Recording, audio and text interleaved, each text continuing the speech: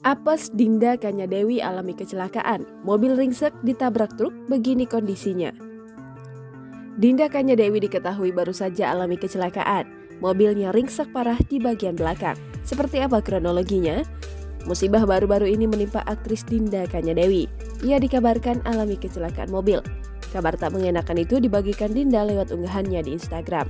Lewat postingan tersebut, Dinda membagikan beberapa foto saat dirinya alami kecelakaan mobil. Di sana, nampak kondisi mobil Dinda alami kerusakan yang cukup parah. Di bagian belakang mobilnya terlihat ringsek. Di foto yang lain, Dinda juga memperlihatkan saat dirinya tengah berada di dalam mobil derek pasca kecelakaan. Rupanya, Dinda menjadi korban tabrak lari. Padahal saat itu kondisi mobilnya dalam keadaan berhenti. Unggahan Dinda Kanyadewi itu lalu banyak mendapat komentar dari rekan sesama artis dan warganet. Mereka tampak khawatir dan berusaha memberikan semangat untuk Dinda atas musibah yang tengah ia alami.